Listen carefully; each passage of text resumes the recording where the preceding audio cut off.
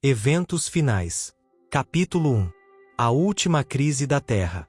Ampla apreensão pelo futuro. O tempo presente é de dominante interesse para todo vivente. Governadores e estadistas, homens que ocupam posições de confiança e autoridade, homens e mulheres pensantes de todas as classes, têm sua atenção posta nos acontecimentos que tomam lugar ao nosso redor. Estão observando as relações que existem entre as nações. Eles examinam a intensidade que está tomando posse de cada elemento terreno e reconhecem que algo grande e decisivo está para acontecer, que o mundo está no limiar de uma crise estupenda. As calamidades em terra e mar, as condições sociais agitadas, os rumores de guerra são portentosos. Prenunciam a proximidade de acontecimentos da maior importância. As forças do mal estão se arregimentando e consolidando-se. Elas se estão robustecendo para a última grande crise. Grandes mudanças estão prestes a operar-se no mundo, e os acontecimentos finais serão rápidos. Tempos turbulentos que ocorrerão em breve. O tempo de angústia, que há de aumentar até o fim, está muito próximo. Não temos tempo a perder. O mundo está agitado com espírito de guerra. As profecias do capítulo 11 de Daniel quase atingiram seu cumprimento final. O tempo de angústia, angústia qual nunca houve, desde que houve nação, Daniel 12, verso 1, está precisamente sobre nós, e somos semelhantes às virgens adormecidas. Devemos acordar e pedir que o Senhor Jesus ponha debaixo de nós os seus braços eternos, e nos conduza durante o tempo de provação à nossa frente. O mundo está se tornando cada vez mais iníquo. Em breve surgirá grande perturbação entre as nações, perturbação que não cessará até que Jesus venha. Estamos mesmo no limiar do tempo de angústia, e acham-se diante de nós perplexidades com que dificilmente sonhamos. Estamos no limiar da crise dos séculos. Em rápida sucessão os juízos de Deus se seguirão uns aos outros: fogo, inundações e terremotos, com guerras e derramamento de sangue. Há perante nós tempos tempestuosos, mas não pronunciemos uma só palavra de incredulidade ou desânimo. Deus tem sempre advertido de juízos vindouros. Deus sempre tem dado aos homens advertência dos juízos por vir. Aqueles que tiveram fé na mensagem por ele enviada para seu tempo, e agiram segundo sua fé, em obediência aos seus mandamentos, escaparam aos juízos que caíram sobre os desobedientes e incrédulos. A Noé veio a palavra: Entra tu e toda a tua casa na arca, porque te hei visto justo diante de mim. Gênesis 7, verso 1. Noé obedeceu, e foi salvo. A Ló foi enviada a mensagem: Levantai-vos, saí deste lugar, porque o Senhor há de destruir a cidade. Gênesis 19, verso 14. Ló colocou-se sob a guarda dos mensageiros celestes, e foi salvo. Assim os discípulos de Cristo tiveram aviso da destruição de Jerusalém. Os que estavam alerta quanto ao sinal da próxima ruína, e fugiram da cidade, escaparam à destruição. Assim agora estamos dando aviso da segunda vinda de Cristo e da destruição impendente sobre o mundo. Os que ouvirem a advertência serão salvos. Deus nos disse o que podemos esperar em nosso tempo. Antes de sua crucifixão, o Salvador explicou a seus discípulos que ele deveria ser morto, e do túmulo ressuscitar. Anjos estavam presentes para gravar-lhe suas palavras na mente e no coração. Marcos 8, verso 31 e 32, Marcos 9, verso 31, Marcos 10, versos 32 a 34. Mas os discípulos aguardavam o livramento temporal do jugo romano, e não podiam tolerar a ideia de que aquele em quem se centralizavam todas as suas esperanças devesse sofrer uma morte ignominiosa. As palavras de que necessitavam lembrar-se fugiram-lhes do espírito, e, ao chegar o tempo da prova, esta os encontrou desprevenidos. A morte de Cristo destruiu-lhes tão completamente as esperanças, como se ele não os houvesse advertido previamente.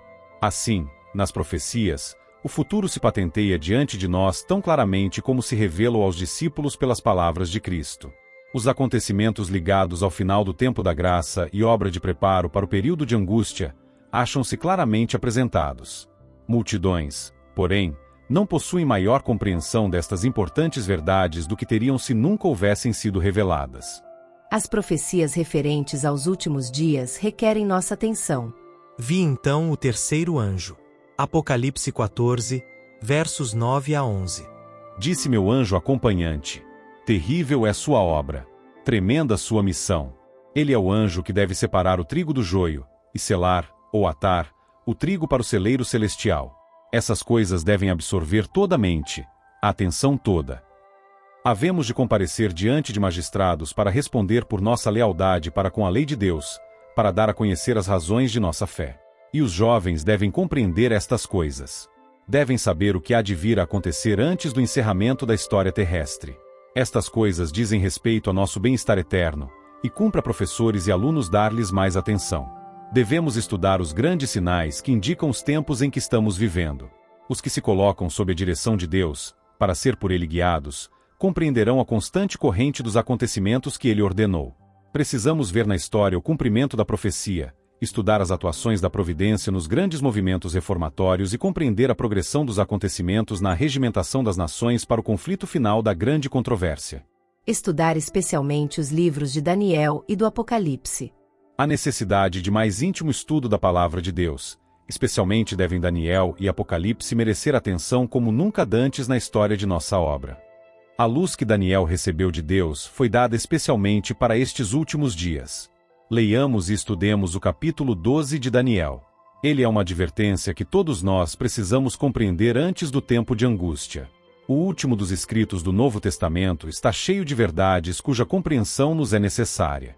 As predições do livro do Apocalipse que ainda não se cumpriram logo se cumprirão. Esta profecia deve ser agora estudada com diligência pelo povo de Deus e compreendida claramente. Ela não encobre a verdade, nos previne com clareza, contando-nos o que haverá no futuro.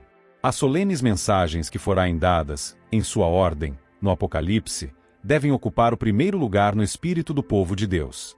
O assunto deve ser mantido perante o povo. Muitos há que não compreendem as profecias referentes aos nossos dias, e precisam ser esclarecidos. É dever, tanto do vigia como do leigo, dar a trombeta sonido certo. Ergam os vigias agora a voz e deem a mensagem que é verdade presente para este tempo. Mostremos ao povo onde nos encontramos na história profética. Deus estabeleceu, porém, um dia para o término da história deste mundo.